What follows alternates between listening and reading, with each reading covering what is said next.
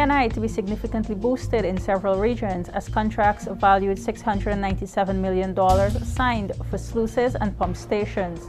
Stage set for reconstitution of 4 service commissions. Over 8,000 pensioners benefiting from government's electricity subsidy. And Brazil commits to LETEM Road. With this GINA News Capsule, I am Janelle Carter.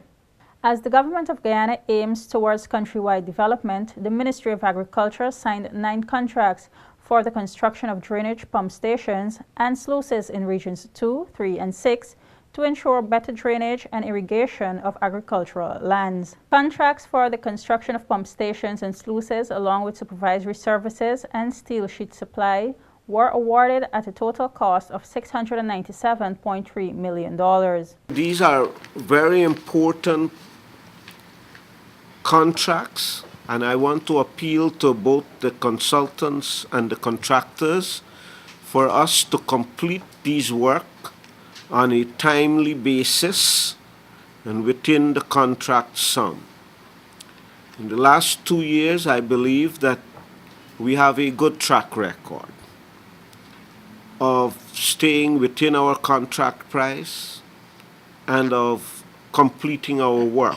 In addition, a $181.8 million contract was awarded for the construction of a pump station at Joppa, number 43 Burt Beast, and a $191.5 million for another at Lima, Essequibo Coast.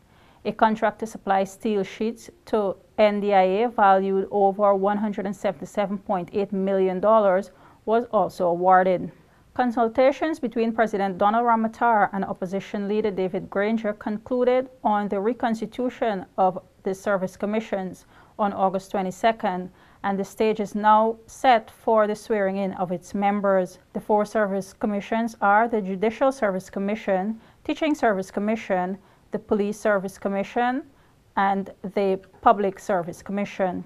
Head of the Presidential Secretariat, Dr. Roger Luncheon, at his post-weekly cabinet press briefing at the office of the President on Wednesday said that the lives of these commissions expired over the past year, and the constitutionality mandate provides for their reconstitution have finally been completed.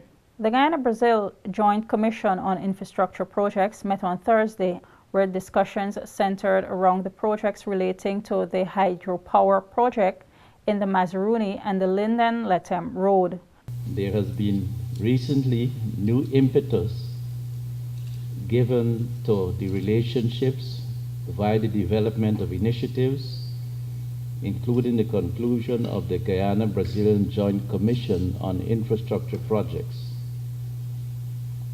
As we all know, under this mechanism, our 2 countries will actively collaborate to develop Guyana's hydropower potential in the Mazaruni district and also pursue possibilities for completion of the Linden-Lethem Road. In expressing their views on the current projects under discussion, both the governor of the state of Roraima and Senator reiterated the political commitment of Brazil towards the project. The Ministry of Natural Resources and the Environment will provide $80 million towards the construction of a water treatment plant in Port Kaituma, Region 1, in light of pollution of the main water source, the creek, as a result of mining activities.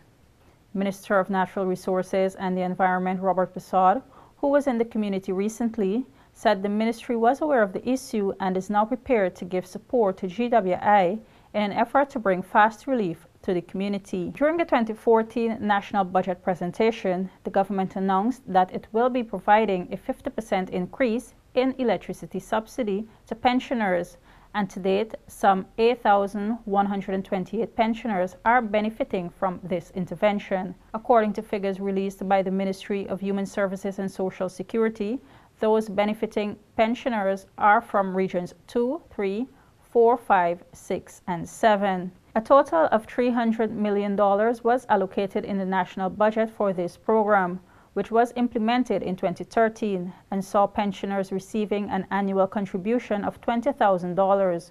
With this year's increase, each eligible beneficiary is now receiving $30,000 per annum.